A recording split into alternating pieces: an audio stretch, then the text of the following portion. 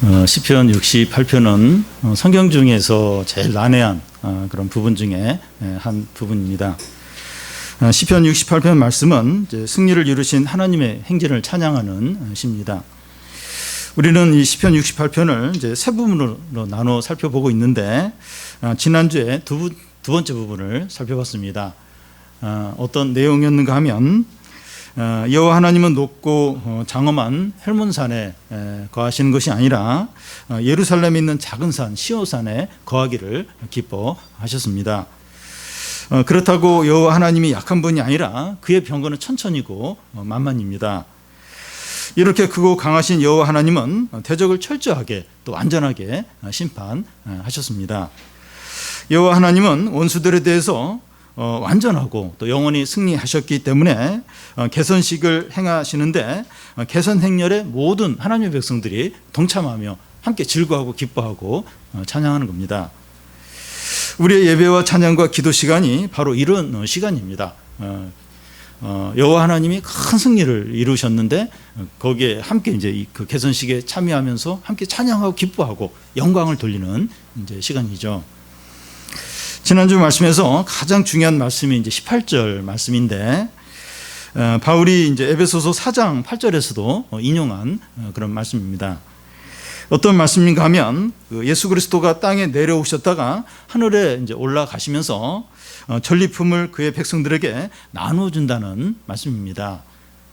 다시 말해서 예수 그리스도가 이 땅에 내려오실 때 성육신하셔서 십자가에 죽으시고 부활하시고 승천하셔서 성령을 교회에 내려주시는데 교회가 이제 하나님의 충만을 이제 누리신다는 그런 말씀입니다.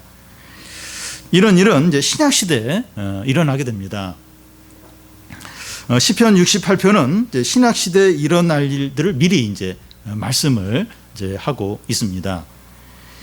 이 다윗은 예수 그리스도가 오시기 1000년 전에 이것을 미리 성령을 통해서 바라보고 기뻐하고 찬양을 하고 있습니다.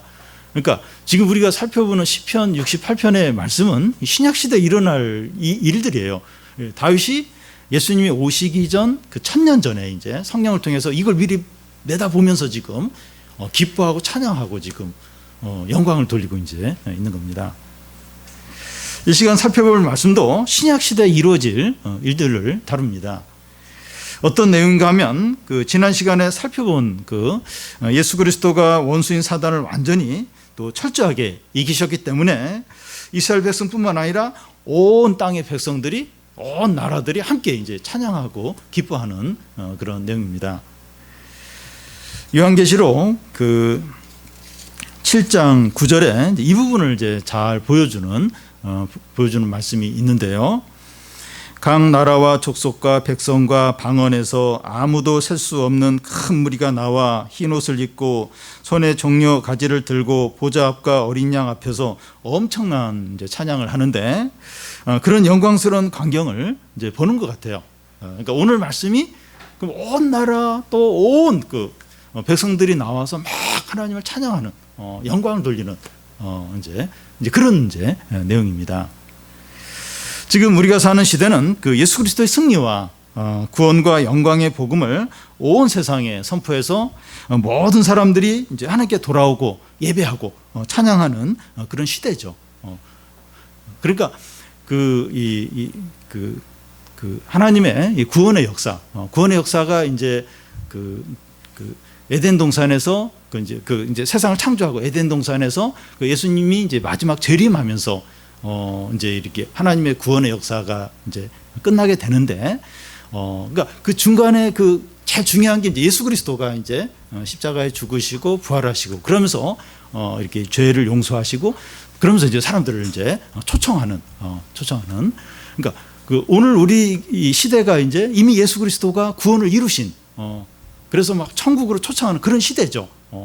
그래서 복음이 마음껏 이제 온 세계에 전파되고 사람들이 복음을 듣고 하나님께 돌아오고 그리고 막 와서 찬양하고 이제 지금 우리가 이제 그런 시대 살고 있죠.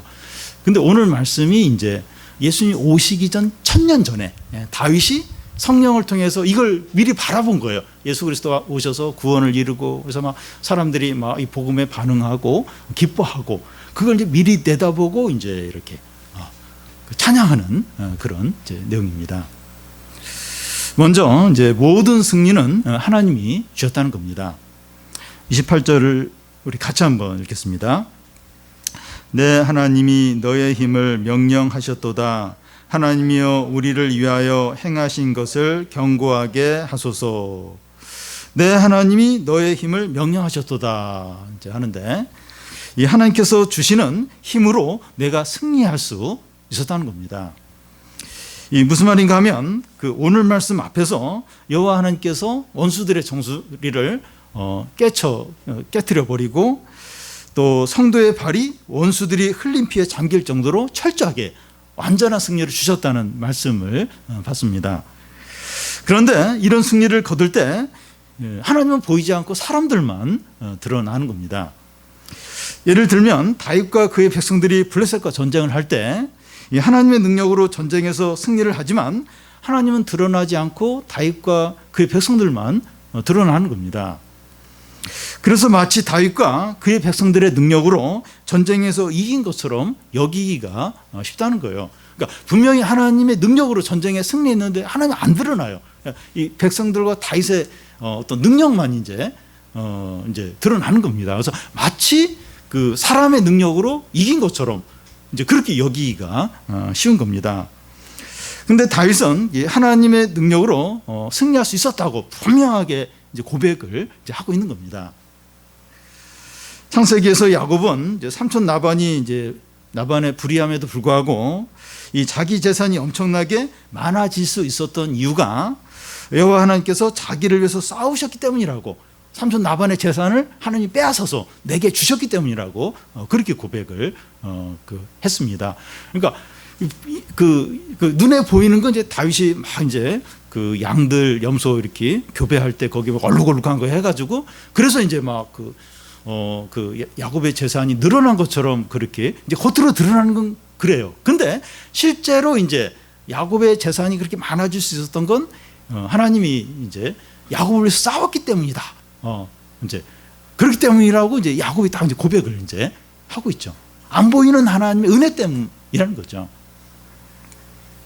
우리가 성공하고 또 시험에 합격하고 또 승진하고 또 부자가 되고 또 결과가 좋고 어려움을 잘 이렇게 감당을 하고 또 하나님의 일을 잘 감당할 수 있었던 이유는 하나님께서 은혜와 능력을 주셨기 때문이라고 이제 고백을 하는 겁니다. 이제 이렇게 고백하는 게 맞죠? 맞아요. 겉으로는 내가 또 사람이 막 이렇게 잘해서 결과가 잘 나온 것처럼 보이는데 실제로는 하나님 은혜를 주시고 능력을 주셨기 때문이죠. 이제 그렇게 고백을 하는 게 맞습니다. 우리는 우리 자신에게 어떤 영광이나 칭찬이나 상을 돌리지 않아야 됩니다. 그래서 어떤 결과가 좋고 또 이렇게 어려움이 잘 해결이 되었을 때 하나님이 능력을 주셨고 하나님 지혜를 주셨기 때문이라고 하면서 하나님께 모든 이 감사와 찬양을 돌려야 되죠. 그리고 28절 중간에 보면 이제 하나님이여 우리를 위하여 행하신 것을 경고하게 하소서 하는데, 그 하나님이 행하신 일은 과거예요. 그리고 이 경고하게 해달라고 하는 건 이 현재입니다. 하나님께서 과거에 행하신 일이 뭡니까? 큰 승리와 이제 구원이죠. 예를 들면 이스라엘 백성들을 출애굽시키기 위해서 10가지 재앙을 일으키고 또 홍해를 갈라서 건너게 하고 또 여호수아와 그의 백성들 앞에서 이제 여리고 성이 무너지게 이제 하고 또 여호수아가 가나안의 31명의 그 왕들을 다 이기고 가나안을 정복을 했습니다. 이제 그런 일들이 이제 과거에 이제 하나님이 이루신 승리와 구원이죠. 다윗은 이제 하나님께서 과거에 이런 승리와 구원을 행하셨는데 현재도 동일한 구원과 승리를 이루어달라고 이제 구하고 있는 겁니다. 지금 다윗은 이제 블레셋과 이제 전쟁을 지금 앞두고 있는데 하나님께서 과거에 승리를 주셨던 것처럼 현재도 승리를 달라는 겁니다. 과거에 하나님이 이제 승리와 구원을 주셨는데 지금도 그 승리와 구원을 달라고 이제 그렇게 이제 요구를 이제 기도를 하고 있는 겁니다. 하나님께서 과거에 행하신 일은 과거 일로 끝나는 것이 아니라 현재도 계속 진행이 되기 때문입니다. 하나님의 모든 과거의 승리들, 구원들은 과거 일로 전에 그런 일이 있었지, 그때 참 좋았는데, 그게 아니고 현재도 계속 진행이 돼요. 계속 현재도 진행이 되는 겁니다. 여러분, 이 성경에 나오는 수많은 구원과 승리들, 그리고 예수 그리스도께서 죽으시고 부활하심으로 사단과 세상과 죽음을 이기신 그런 일은 현재 우리에게도 승리와 구원이 됩니다. 이 사사기에 보면 기드온이 몰래 숨어서 곡식을 타작하고 있는데 여호와의 사자가 나타나서 큰 용사요 이렇게 여호와의 큰 용사요 이렇게 이제 부릅니다. 그러자 기드온은 출애굽의 하나님이 어디 계시냐고, 말도 안 되는 얘기 하지 말라고, 출애굽의 그 구원의 그 능력의 하나님 어디 계시냐고 하면서 하나님의 백성이 미디안의 압제로 지금 고통을 당하고 있다. 이렇게 하나님의 백성이 이렇게 고통을 당하는데 그 출애굽의 그 능력의 하나님 어디 계시냐고 그러면서 지금 우리는 이런 지금 이런 압제를 당하고 있다고 그런 말을 이제 합니다. 그런 가운데서 기드온이 출애굽의 이 하나님에 대한 믿음을 회복해요. 양털 뭉치 이런 그런 시험을 통해서 이 기드온이 이 출애굽의 하나님에 대한 믿음을 이제 회복을 하자 이 출애굽의 구원이 이스라엘 백성들 가운데 나타나서 이 미디안을 이기고 미디안의 압제로부터 이스라엘 백성들이 해방이 되게 됩니다. 그러니까 출애굽의 큰 능력의 그 하나님의 그 구원이 그때만으로 끝나는 것이 아니라 그 미디안의 압제를 받는 그 기드온 때 이스라엘 백성들에게도 그 구원과 승리가 다시 이렇게 나타나는 겁니다. 이 세상과 죄와 사단과 죽음에 대한 예수 그리스도의 이 승리와 또 성경에 나오는 모든 이 구원이 현재 우리에게 적용이 되고 진행이 되고 있습니다. 여러분, 그러니까 우리가 성경을 읽고 말씀을 듣는 게 의미가 있는 거죠. 그리고 그 예수 그리스도의 그 승리, 그 사단과 죄와 이 세상에 대한 승리가 우리에게 이제 의미가 있는 것이죠. 과거에 행하신 이 승리와 구원을 현재에도 견고하게 행하시는 하나님을 찬양합시다. 우리 지금 많이 힘들어요. 여러 가지 많이 힘들고 너무 큰 어려움들이 있는데 이 성경에 나오는 모든 승리와 구원, 예수 그리스도의 이 세상을 이긴 또 죽음을 이긴 그 승리와 구원이 오늘 우리에게도 견고히 이루어진다는 견고히. 그리고 견고히 이루시는 하나님을 찬양합시다. 다음은 하나님께서 진노하시는 사람들입니다. 이 30절을 우리 같이 한번 읽겠습니다. 가을밭의 들짐승과 수수의 무리와 만민의 송아지를 꾸짖으시고 은조각을 발 아래 밟으소서. 그가 전쟁을 즐기는 백성을 흩으셨도다. 예수 그리스도가 사단과 죽음과 죄에 대해서 철저하게 승리하셨다는 이 복음이 전해지자 많은 사람들이 이제 하나님께 이제 나옵니다. 그런데 이런 복음을 듣고도 나오지 않는 사람들이 있어요. 이런 놀라운 이 복음의 소식을 듣는데도 하나님께 안 나와요. 안 나옵니다. 예수께서 이 천국 그 잔치, 이 혼인 잔치를 하고서 막 사람들에게 이 천국 잔치에 나오라 그래도 나오지 않은 사람과 같아요. 하나님은 그들에 대해서 진노하십니다. 30절을 다시 보면 들짐승과 수수와 송아지를 꾸짖는다고 하시는데 하나님께서 막 짐승들을 꾸짖는 경우가 없어요. 하나님은 짐승들 너는 들수 아니야, 너는 뭐 수수 아니야 이러면서 저주를 받아라. 하나님 그러신 적이 없습니다. 여기 나오는 동물들은 이 어떤 부류의 사람들을 가리키는 거예요. 지금 어떤 부류의 사람들을 지금 상징적으로 표현을 하고 있습니다. 사람들을 들짐승이나 수소나 이 송아지로 표현하고 있는데 사람들의 성향, 어떤 특징, 그리고 본질을 보여준다고 할 수 있습니다. 들짐승이나 수소가 보여주는 성향이 어떤 겁니까? 들짐승 같다, 수소 같다. 그렇게 그런 성향, 그런 부류의 사람들이 어떤 사람들입니까? 우리 주일 오전에 그 에베소서 말씀에 나오는 것처럼 총명이 어두워지고 마음이 굳어지고 감각이 없고 자신을 방탕에 방임하고 모든 더러운 것을 욕심으로 행하는 자들, 이제 이런 자들이 이제 여기 이 들짐승, 스소에 이제 해당이 되죠. 이런 상태에 있는 사람들이 복음을 믿으면 새 사람이 돼요. 들짐승이었는데 복음을 믿으면 새 사람, 새로운 이제 존재가 이제 되지만, 복음을 거부하면 이런 상태로 계속 사는 거죠. 계속 들짐승, 모든 방탕에 젖어서 계속 이제 살게 되는 거죠. 하나님은 이런 들짐승 같은 상태에 있는 사람들을 꾸짖는다고 하는데 진노를 하신다는 겁니다. 이제 복음을 듣고 이렇게 딱 새 사람이 될 수 있어요. 구원을 받을 수 있고 변화된 삶을 사시는데 복음을 계속 거부해요. 거부하면서 방탕한 삶을 살고 모든 더러운 욕심대로 행하는 거예요. 계속. 이런 자들에 대해서 하나님이 진노를 하십니다. 진노를. 근데 복음만 듣고 믿으면 완전히 달라질 수 있는데 계속 막 방탕한 삶, 욕심과 정욕에 따라서 계속 사는 거예요. 하나님 그들에 대해서 진노를 해요. 진노를. 그러니까 복음이 선포되고 참 놀라운 구원의 시대인데 계속 그런 사람들이 있다는 거예요. 복음을 거부하고 복음을 믿지 않고 그러면서 계속 방탕한 가운데 또 막 더러운 욕심 가운데 빠져 사는 사람들이 있다는 거예요. 또 30절 중간에 보면 그 은조각을 발 아래 밟으소서 하는데, 여기서 은조각은 우상을 이제 가리킵니다.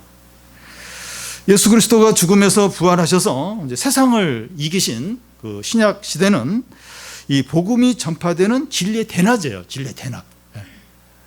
여러분 이 하나님의 구원의 역사 가운데 구약 시대만 해도 이 복음의 빛이 희미했어요. 그러니까 구약의 수많은 그 제사들이 이제 예수 그리스도가 오셔서 이 그 죄 문제를 완전히 해결할 그림자죠. 모형이죠. 그런데 그 예수 그리스도가 이제 그 때가 되셔서 딱 오셔서 자신의 몸을 십자가에 막 속죄 제물로 드려서 죄 문제를 완전히 해결하고 막 성령을 부어 주셔서 그 믿는 사람들이 이 성령의 능력으로 살도록, 그러면서 이제 그 너희는 가서 이 복음을 전하라 해서 모든 사람들 천국에 초청하도록 그렇게 했습니다. 그러니까 진리의 대낮, 그 하나님의 아들의 혼인 잔치, 그 시대, 주님이 다시 오실 때까지 계속 이제 그 시대죠. 진리의 이제 대낮인데, 그런 진리의 대낮 가운데 이 우상숭배에 빠져 사는 사람들이 있다는 겁니다. 그 맥진 성경 읽기 그 이사야 말씀인가요? 오늘 말씀에 보면 그 사람들이 막 그 나무를 해다가 떼요. 나무를 떼기도 하고 또 그걸로 이제 빵도 구워 먹고 그런 나무 중에 또 일부를 깎아 가지고 이렇게 우상을 만들고 거기에 절을 한다는 거예요. 땔감도 하고 음식 만드는 데 쓰는 그 나무를 만들어 가지고 그 나무에 이제 절을 하고 그렇게 섬긴다는 겁니다. 그런 우상 숭배를 하는 거예요. 요즘 뭐 나무를 섬기는 사람 없지만 뭐 돈이나 뭐 인기나 또 어떤 뭐 성공이나 또 뭐 외모나 어떤 쾌락을 우상으로 섬겨 그걸 섬겨요. 거기에 이제 온 마음을 다 빼앗기고 하나님 대신 그걸 섬기는 거죠. 진리의 대낮인데 하나님의 아들이 와서 사람들의 죄 문제를 죽으시고 성령을 내려주셔서 지금 진리의 대낮인데 대낮인데 그런 가운데도 헛된 이렇게 나무떼기 같은 그런 걸 섬기는 거예요. 돈과 뭐 부동산이나 또 어떤 사람이나 인기나 쾌락이나 이걸 하나님 대신 섬기는 겁니다. 하나님은 이런 우상 숭배자를 진노하신 거예요. 심판하신 거예요. 이런 진리의 대낮에 그런 걸 이제 섬기는 자들에 대해서 진노를 하십니다. 또 30절 끝에 보면 그가 전쟁을 즐기는 백성을 흩으셨도다 하는데, 전쟁은 국가 간에만 일어나는 것이 아니라 사람들 사이에서도 다투고 이렇게 싸우는 그런 전쟁이 계속 일어납니다.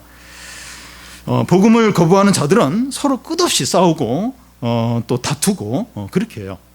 그러니까 이 복음을 통해서 이제 이렇게 사람들이 이제 하나가 되죠. 그 그리스도 안에서 하나가 되고 이제 한 몸이 되는데, 복음을 이제 이렇게 거부하니까 끝없이 미워하고 다투고 싸우는 겁니다. 하나님은 이제 이런 자들을 심판하세요. 지금 이제 복음을 듣고 이제 화해하고 용서하고 사랑을 해야 되는 그런 때인데 다 복음을 거부해요. 끝까지 욕심으로 자신의 어떤 야망대로 살아가는 거죠. 끝없이 미워하고 밟고 빼앗고 이런 자들을 진노하십니다. 심판.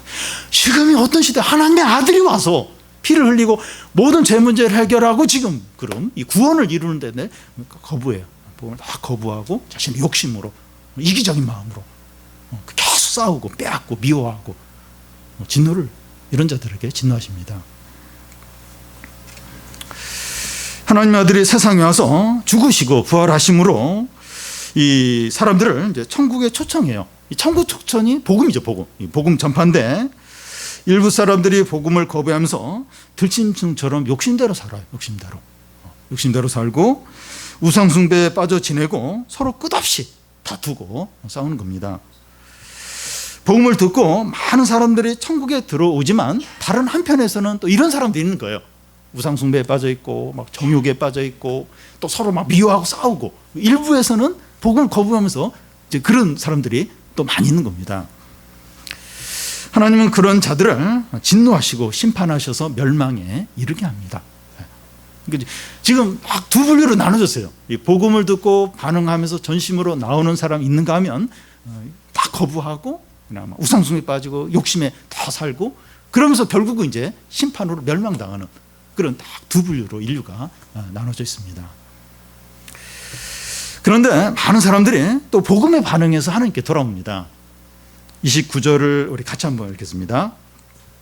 예루살렘에 있는 주의 전을 위하여 왕들이 주께 예물을 드리나이다. 31절도 같이 읽겠습니다. 고관들이 애굽에서 나오고 굿수인은 하나님을 향하여 그 손을 신속히 들리로다. 이 왕들이 이제 29절에 보면 왕들이 이제 주께 예물을 드린다고 했는데 이 왕들은 백성들을 대표합니다. 그래서 왕들이 예루살렘에 있는 하나님의 성전에 예물을 드린다고 하는 것은 많은 백성들이 예물을 드리는 것을 이제 가리킵니다. 또 31절에 보면 고관들이 이제 애굽에서 나온다고 하는데 고관들은 이제 왕족들과 귀족들을 이제 가리키고 또 애굽은 이제 그 당시 가장 강한 이제 나라입니다. 또 굿수인은 이제 에티오피아를 가리키는데 그 당시 예루살렘에서 가장 먼 나라가 이제 이 에티오피아의 굿수인에 해당됩니다. 그 당시에 가장 강한 나라의 고관들과 가장 먼 이 나라의 이제 사람들이 하나님께 경배를 했다고 하는 것은 온 나라의 모든 사람들이 하나님께 경배했다는 이제 의미가 됩니다. 복음의 시대에 온 세상 사람들이 두 분류로 딱 나눠져요. 복음을 대적하는 사람들과 복음에 전적으로 반응하는 사람들입니다. 복음을 대적하는 사람들도 많지만 복음에 반응하는 사람들도 많습니다. 우리는 어느 편에 있습니까? 우리는 어느 편? 복음에 전적으로 반응하는 사람들입니까? 아니면 복음을 거부하면서 대적하는 그런 사람들입니까? 복음을 거부하는 사람들만 있는 것 같은데 그렇지 않아요. 보면 다 복음을 거부하는 것들, 교회 밖에만 나가면 다 복음을 거부하는 사람들만 있는 것 같아요. 뭐 회사를 가든지 학교를 가든지 보면 다 복음을 거부하는 사람들만 있는 것 같아요. 근데 그렇지 않습니다. 열왕기상에 보면 그 엘리야가 그 이세벨에게 쫓겨서 막 도망을 가면서 그 바알에게 무릎 꿇지 않은 사람은 나 혼자라고 그러면서 막 나를 막 내 목숨을 가져가 달라고 그러면서 막 침체돼서 이제 하나님께 불평하는 내용이 나오는데 그때 하나님께서 바알에게 무릎 꿇지 않는 7,000명을 내가 남겼다고 그렇게 말씀했습니다. 그러니까 그 엘리야가 볼 때는 그 이렇게 신앙을 지킨 사람 자기밖에 없는 것 같아요. 다 그냥 다 신앙 버리고 다 떠난 것 같은데 훨씬 더 많은 엄청나게 많은 하나님의 백성들이 있다는 겁니다. 우리가 보면 예수님 믿는 사람 별로 없는 것 같아요. 복음에 반응하는 사람 나밖에 없는 것 같아요. 몇몇 우리 교회 몇 명이나 몇 명 밖에 없는 것 같아요. 근데 그렇지 않다는 거예요. 우리가 모르는 눈에 보이지 않지만 많은 복음에 반응하고 하나님을 사랑하고 믿음으로 사는 주의 백성이 많다는 겁니다. 우리가 확신을 가져야 돼요. 확신을. 그러니까 참 이렇게 막 복음의 시대고 막 하나님의 아들이 구원을 다 이루셨고 그래서 막 천국 잔치에서 초청을 하고 근데 사람들이 반응이 없는 것 같아요. 반응이. 복음을 다 거부하는 것 같아요. 그래서 자꾸 이제 낙심이 돼요. 낙심이. 이렇게 복음에 확 적극적으로 반응하고 또 막 믿음으로 살고 그렇게 해야 되는데 자꾸 이제 힘이 빠지는 거예요.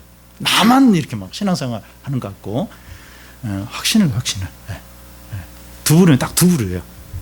그래서 막 우상숭배하고 정욕대로 살고 막 계속 욕심으로 서로 다투면서 사는 그런 사람이 있고 이렇게 전적으로 나와서 이렇게 찬양하고 예배하고 순종하고 그런 또 큰 또 무리들이 있습니다. 둘 중에 하나예요. 둘 중에 하나. 우리 어느 쪽입니까? 확실하게 복음에 전적으로 반응하는 거예요. 그리고 예배하고 또 복음을 전하고 확신을 갖고 나 말고 7,000명 내가 안 보이는 수많은 주의 백성이 있는 겁니다. 다윗은 세상의 모든 사람들에게 무엇이라고 외치고 있습니까? 32절을 우리 같이 한번 읽겠습니다. 땅의 왕국들아 하나님께 노래하고 주께 찬송할지어다 셀라. 이 세상의 모든 나라와 백성들은 하나님께 노래하고 찬송을 하라는 겁니다. 왜 그렇게 해야 합니까? 왜 모든 백성들이 왜 하나님께 왜 찬양을 해야 됩니까?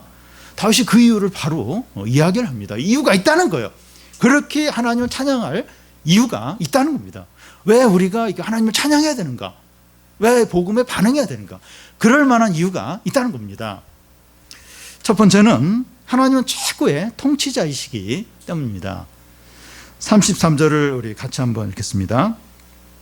옛적에 하늘들의 하늘을 타신 자에게 찬송하라. 주께서 그 소리를 내시니 웅장한 소리로다. 옛적에 하늘들의 하늘을 타신 자라고 이제 하는데 모든 인류는 태초부터 하나님의 능력 아래 있었다는 거예요. 다시 말해서 하나님은 온 우주의 창조자시고 자기의 뜻에 따라서 우주를 다스리십니다. 이 하늘의 하늘, 제일 하늘의 높은 거죠. 온 우주를 창조하셨을 뿐만 아니라 하나님이 다스리십니다. 이런 하나님께서 이제 소리를 내시니까 그 33절 끝에 보면 웅장한 소리라는 거예요. 이 웅장한 소리라고 하는 것은 그 출애굽기에 나오는 그 시내산에서 여호와 하나님이 나타나셨을 때 천둥 소리가 들렸고 모든 백성들이 그 천둥 소리에 떠오른 것을 이제 가리킵니다. 그런데 하나님의 소리는 귀에도 천둥 소리처럼 웅장할 뿐만 아니라 우리의 내면에서도 웅장한 소리를 하는 거예요. 그 천둥 소리처럼 엄청나요. 그 소리만 들어도 엄청나요. 근데 우리 내면에서도 웅장한 소리로 이렇게 들린다는 겁니다. 복음은 하나님의 웅장한 소리라고 할 수 있습니다. 우리가 복음을 믿을 때 그 복음이 우리 안에 하나님의 웅장한 소리가 되어서 하나님은 온 세상의 창조자시고 예수 그리스도는 구원자라고 그렇게 고백하고 찬양하게 한다는 겁니다. 그러니까 이 복음을 그냥 무시하고 막 이렇게 안 믿는 사람은 뭐 이 복음이 어떤지 몰라요. 근데 이 복음을 믿으면 이 복음이 우리 안에서 웅장한 소리가 되면서 이 하나님은 온 세상의 창조자시고 다스리는 자시고 예수 그리스도는 우리의 왕이고 구원자다. 이게 막 웅장한 소리로 막 들리면서 그렇게 고백을 하고 막 찬양을 이제 하게 이제 하는 겁니다. 두 번째는 이제 하나님의 능력 때문에 이제 찬양을 해야 한다는 겁니다. 34절을 우리 같이 한번 읽겠습니다. 너희는 하나님께 능력을 돌릴지어다. 그의 이음이 이스라엘 위에 있고 그의 능력은 구름 속에 있도다. 그의 위엄이 이제 이스라엘 위에 있다고 하는 것은 하나님의 위엄은 이스라엘 나라보다 더 크다는 거예요. 더 크고 그의 능력이 구름 속에 있다고 하는 것은 그의 능력이 하늘에 있다는 겁니다. 하나님의 능력은 이스라엘이라는 한 나라뿐만 아니라 온 세상보다도 훨씬 더 높다는 거예요. 이 하나님의 능력이 하늘에 위엄이 그 이스라엘 위에 있고 온 세상 모든 것들보다 훨씬 더 크다는 겁니다. 다시 말해서 온 세상 나라들이 힘을 합쳐서 하나님을 대적한다고 해도 하나님의 능력은 그들을 다 물리치고도 남는다는 겁니다. 하나님의 능력은 하늘에 있어요. 온 세상의 모든 힘들이 합쳐서 하나님을 대적해도 하나님 다 이겨요. 다 이기고 이기고도 남는다는 겁니다. 능력이 지극히 크신 하나님을 찬양하자는 거예요. 능력이 너무 어떤 사람들, 어떤 단체들, 어떤 기업보다, 어떤 나라보다도 훨씬 더 능력이 지극히 크신 하나님을 찬양하자는 겁니다. 세 번째는 하나님께서 우리에게 힘을 주시기 때문에 찬양을 해야 한다는 겁니다. 35절을 우리 같이 한번 읽겠습니다. 하나님이여 위엄을 성소에서 나타내시나이다. 이스라엘의 하나님은 그의 백성에게 힘과 능력을 주시나니 하나님을 찬송할지어다. 만약에 하나님께서 온 우주의 창조자시고 다스리는 자이시고 그의 능력이 하늘에 있지만 우리와 함께하지 않는다면 찬양할 이유가 없습니다. 온 세상 창조하시고 다스리시고 능력이 하늘에 있고 엄청난데 우리와 함께하지 않아요. 우리가 상관이 없어요. 그러면 찬양할 이유가 없어요. 두려워할지는 몰라도 찬양할 이유는 없는 겁니다. 그런데 하나님은 성전에 거하시며 이것은 그의 백성과 함께 하신다는 거예요. 우리와 함께 하신다는 거예요.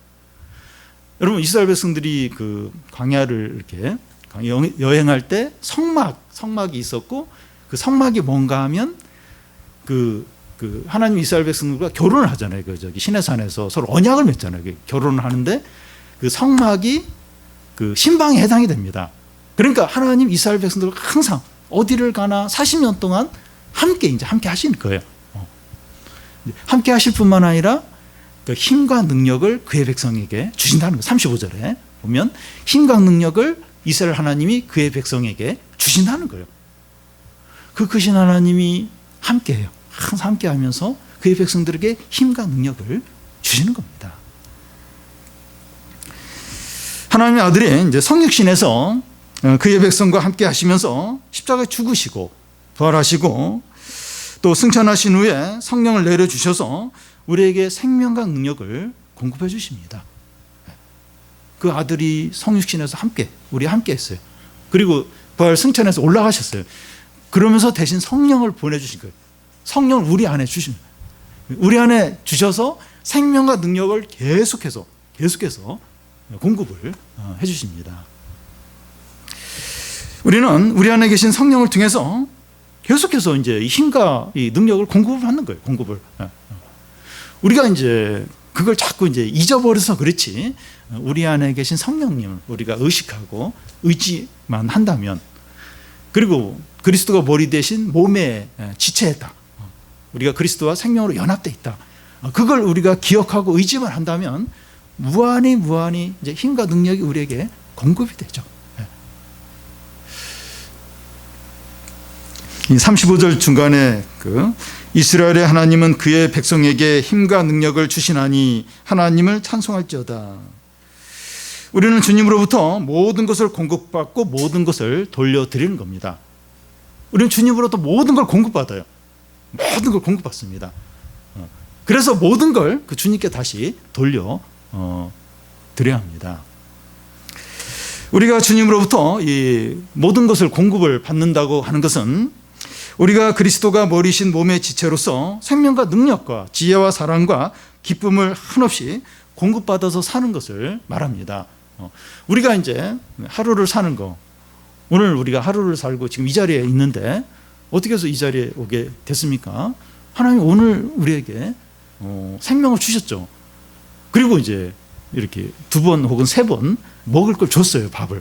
그러니까 한 끼도 못 먹었으면 못 왔을 거예요. 못 왔는데 먹을 걸 주고 또 이렇게 자동차도 주고 차비도 주고 그래서 이곳에 올 수 있었던 거죠. 또 건강도 주어서 이곳에 올 수 있었던 거죠. 그뿐만 아니라 사랑과 기쁨과 지혜와 능력을 우리에게 다 주셔가지고 우리가 이런저런 모든 일을 할 수 있는 거죠. 그러니까 하나님의 우리가 지금 누리고 존재하는 그 모든 필요를 하나님이 다 공급을 해주신 거죠. 그리고 우리가 모든 것을 이제 돌려드린다, 주님께 돌려드린다 하는 것은 주님 모든 것을 우리에게 공급해 주셨기 때문에 우리가 주님을 전심으로 사랑하고 감사하고 영광 돌리고 찬양 돌리는 것을 말합니다. 주님이 모든 걸 주셨어요. 모든 걸 다 주셨으니까 우리가 주님을 전심으로 사랑하고 감사하고 영광 돌리고 찬양을 해야 하는 거죠. 주님이 우리의 모든 것을 공급해 주셨고, 그래서 우리는 모든 걸 하나님께 돌려드려야 하는 거죠. 여러분, 우리의 모든 소유와 생명과 은사들은 하나님이 다 주셨고, 하나님이 공급해 주시는 은혜와 능력으로 모든 것을 다 한다는 것을 인정을 하시기 바랍니다. 우리가 영광을 받거나 자랑할 것이 없고 겸손할 뿐입니다.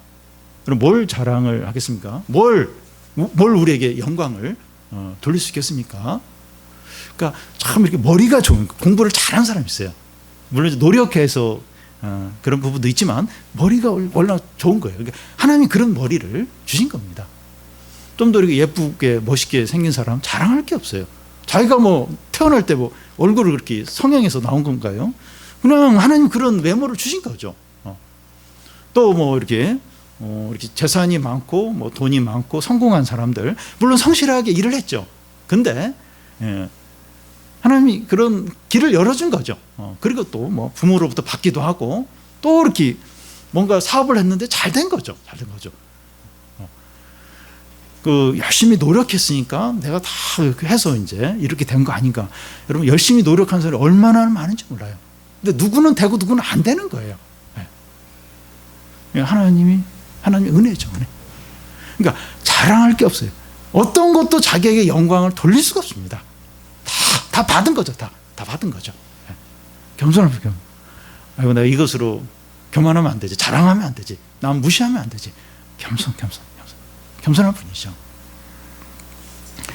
우리는 이런 사실을 알기 때문에 마음과 뜻과 힘을 다해서 하나님을 사랑하고 감사하고 찬양하는 겁니다.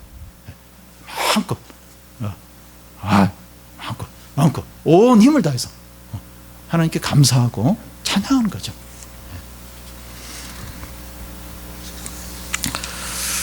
주님 우리에게 이 땅끝까지 가서 복음을 전하라고 하셨습니다.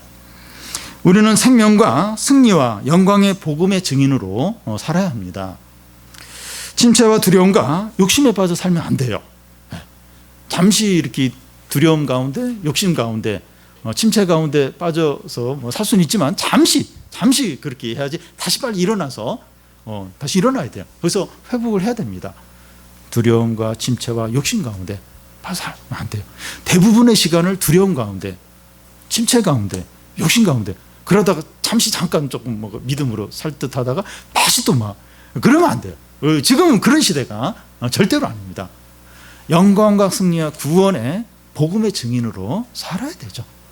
여러분, 지금 어느 시대인가 이걸 봐야 돼요. 그러니까 세상 사람들은 그런 거 상관이 없어요. 그거 관심도 없어요. 근데 우리는 이 그리스도가 하나님의 아들이 그 놀라운 이 세상 역사, 구원의 역사 가운데서 오셔서 구원을 이루시고 그리고 복음을 전파해서 사람들을 초청하는 그 구원의 시대, 지금 이 진리의 대낮의 시대에 살고 있죠.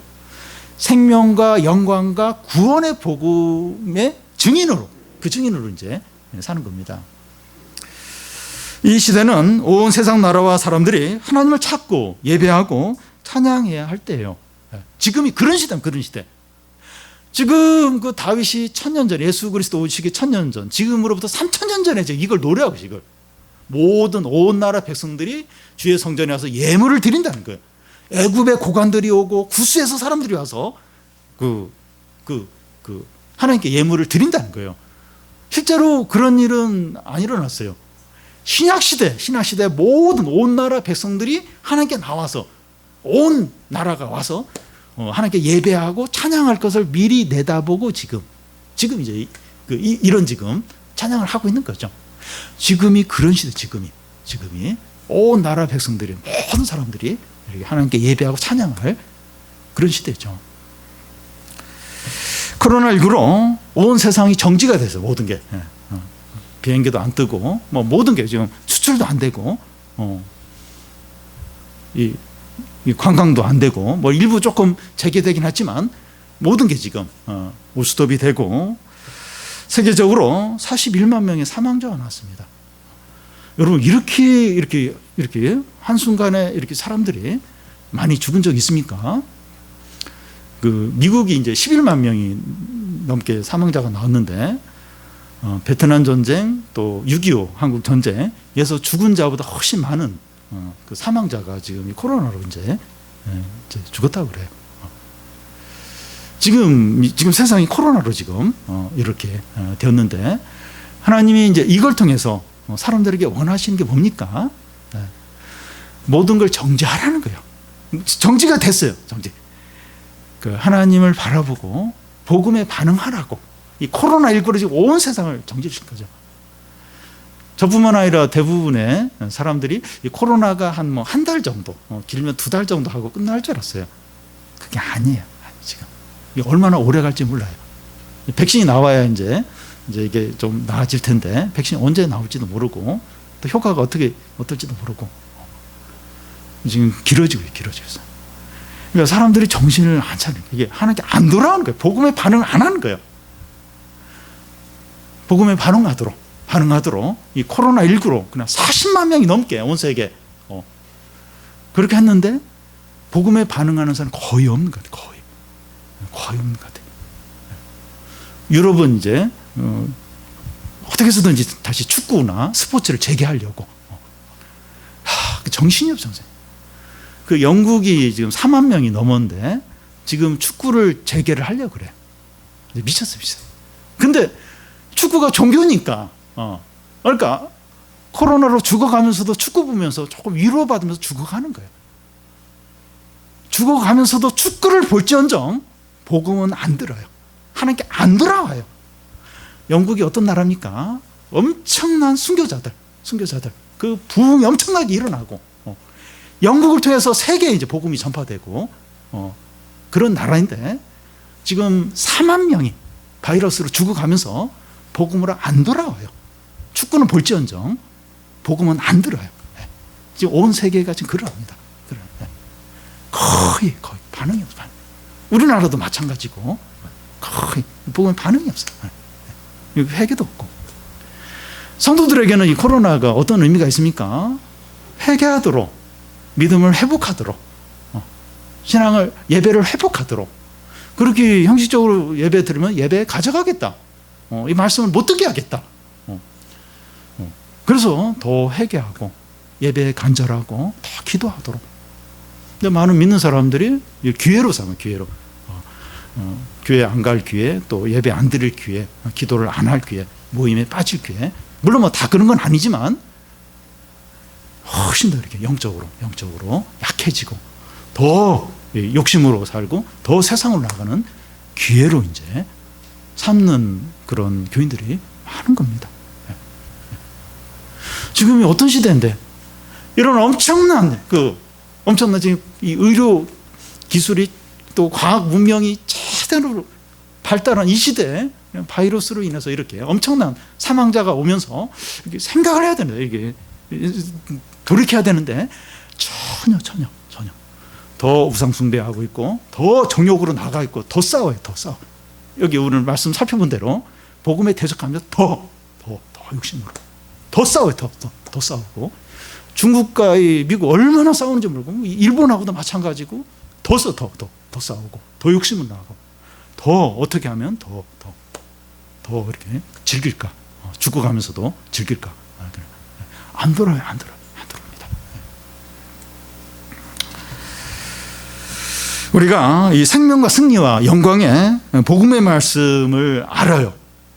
들었습니다. 어떻게 해야 되겠습니까? 전심으로 반응을 해야 돼요. 전심을. 점점 교회도 약해지고 사람들 더 막 이렇게 세상으로 나가고 또 교인들도 더 막 약해지는데 나도 이렇게 좀 흔들리고 나도 좀 더 방황하고 욕심으로 살아도 되지 않을까? 그게 아니라는 거예요. 지금 어떤 시대인데 지금 어떤 시대인데 이 코로나가 지금 우리에게 어떤 영향을 주는데 이런 일이 있었습니까? 여러분 한번 생각해 보시죠. 찬양을 못해요. 찬양을 한국 딱 합니다. 기도도 마음껏 못해요. 예배도 못 드려요. 모임도 못 모여요. 여러분 전쟁이 일어났습니까? 지금 그것도 아닌데 못해요. 못합니다. 못해요. 믿음이 약한 자들은 더 방황하는 거예요. 더 세상으로 가요. 그나마 예배를 드려야 이제 교회 오는데 그것도 없으니까 더 방황해요. 이런 교회 그냥 다 교회를 떠나버리는 거예요. 그 경계에 있던 사람은 가버리는 거예요. 여러분 지금 한번 생각하려고 해요. 지금 영적으로 지금 어떤 시대인가?